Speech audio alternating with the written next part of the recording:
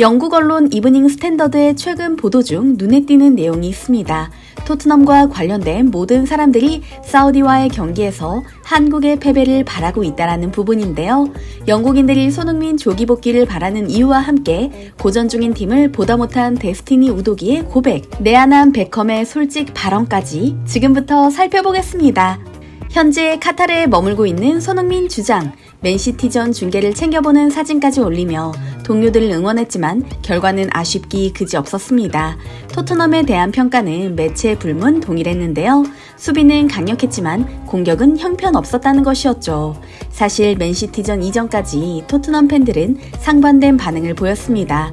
메디슨이 복귀할 것으로 예상되는 가운데 메디슨이 있으니 안심이다라는 팬들과 맨시티 잡는 도사였던 손흥민의 부재로 패배가 예상된다라는 비관론이 함께했기 때문이죠. 3개월여 만에 그라운드로 복귀한 메디슨과 미키 판더펜, 그리고 로메로와 티모 베르너 등이 투입됐지만 4명의 선수로도 손흥민의 공백을 메우기에는 역부족이었습니다. 영국인들의 기대를 한몸에 받고 있는 메디슨마저도 승패를 바꾸진 못했고요. 경기 기록을 보면 손흥민 한 명 빠졌다고 이럴 수 있나 싶을 정도로 답답합니다. 지금까지 홈 경기에서 6승 2패를 기록하며 맨시티의 강한 모습을 보였던 토트넘이었는데요. 이날 기록된 유효 슈팅은 단 1개, 반대로 맨시티는 볼 점유율 57%의 슈팅 18개를 쏘아댔죠. 그나마 수비와 골키퍼 비카리오의 선방 덕분에 위기를 넘길 수 있었는데요. 토트넘이 맨시티를 이길 수 있었던 원동력, 손흥민의 부재가 뼈아팠던 날이었습니다.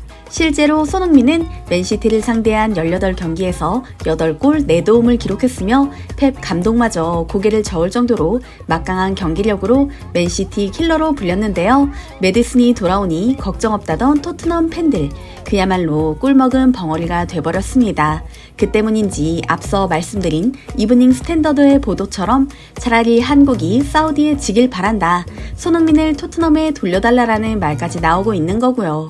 실제로 메디슨은 22분의 출전 시간 동안 볼터치 6회를 기록했으며 패스 성공률 역시 80%로 평점 4점을 기록했습니다.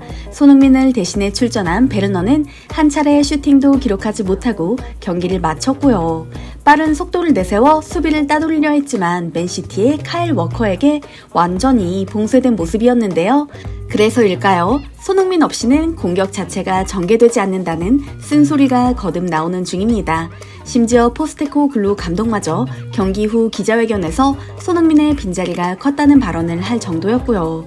이런 상황에서 작년 말 토트넘과 2030년까지 연장 계약한 데스티니 우도기의 인터뷰가 영국에서 이슈가 되고 있습니다.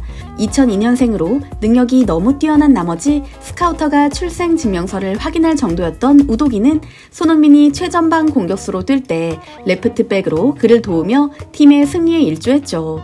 손흥민 없는 토트넘을 처음 겪는 데스티니 우도기. 그에게 최근 팀의 경기력에 대해 묻자 이렇게 답합니다. I think playing with Sonny was really simple because obviously Sonny is the top player, so easy to play with him, and the connection it just come alone. So when I have the ball, I check to find him. I think he does the rest. 공을 잡자마자 손흥민이 어디 있는지 확인한다. 나머지는 그가 다 알아서 할 것이기 때문에 걱정할 게 없다라고 말한 데스티니 우도기. 영국 언론은 우도기의 인터뷰 내용을 기사로 전하며 맨시티전에서 부족한 것은 손흥민뿐이었다. 그의 강력한 양발 슈팅과 날카로운 골 결정력이 있었다면 토트넘은 패하지 않았을 것이다라고 평가하며 손흥민의 부재를 아쉬워했습니다. 손흥민과 오래 함께한 로메로 역시 그를 그리워하는 모습입니다. 최근 인터뷰에서 주장인 소니가 팀에 없는 요즘 부주장으로서 막중한 책임을 느낀다. 손흥민이 지난 몇 개월간 홀로 감내했을 압박감을 생각하면 미안할 정도다라고 말한 그는 과거에는 이런 이야기를 하기도 했습니다. 영상으로 확인해 보시죠. Ahora Sonny es el nuevo capitán del equipo. ¿Lo notas diferente? ¿Lo notas cambiado? ¿O cómo lo ves como capitán? Bueno, al final Sonny, más allá que en el día a día o por ahí en imagen o video parezca muy gracioso o alguien que siempre está alegre, más allá de eso lo veo con muchas ambiciones. Obviamente ser capitán aún te da un liderazgo y una imagen diferente en el club y creo que lo ha asumido con una responsabilidad increíble, lo veo muy bien y para mí es una imagen del club, un jugador muy importante para nosotros y nada, verlo con ese liderazgo que tomó hoy en día y verlo con las aspiraciones que trae del día a día, para mí es una persona muy positiva. 심지어 최근 내한한 베컴마저 손흥민에 대해 언급하기도 했습니다. 한 브랜드 행사 참여를 위해 4년 만에 한국에 온 베컴. 한국 출신의 선수들을 알고 있냐는 질문을 던지자 손흥민에 대한 이야기부터 시작합니다. 선수로서뿐만 아니라 인간적으로도 손흥민을 좋아한다. 평소에 손흥민의 플레이를 보는 것을 즐기는 편이라 손흥민에 대한 이야기라면 얼마든지 환영이다라며 반색했는데요. 아시안컵의 한국 우승 확률에 대해 묻자 역시나 손흥민 이름이 나옵니다. 손흥민처럼 특별한 선수를 보유한 한국이라면 아시안컵 우승도 가능할 거라 생각한다. 손흥민의 활약이 기대된다라고 말이죠. 레전드 축구 선수이자 현재는 미국 인터 마이애미의 구단주이기도 한 베컴. 이번 아시안컵에서 손흥민이 평소와 달리 큰 존재감을 보여주지 못하고 있음에도 그에게 주목하는 모습인데요. 손흥민만 제대로 활약해준다면 아시안컵 우승도 가능하다고 쐐기를 박는 발언이 인상적입니다. 실제로 그렇습니다. 이번 대회에서 페널티킥으로 2골을 기록한 손흥민이지만 아시아 최고의 축구 황제의 명성에는 부족하다는 의견이 대부분이기 때문입니다. 그러나 우리의 손흥민 선수, 위기에 유독 강한 모습을 선보였죠. 토트넘에서는 물론이고 국가대표팀 경기에서도 뛰어난 실력과 정신력으로 막바지에 몰아치는 경기력을 보여왔습니다. 클리스만전에서 무전술이 한계를 드러내고 있는 지금 16강 사우디아라비아전부터 제대로 된 모습을 보여주지 않을까 싶은데요.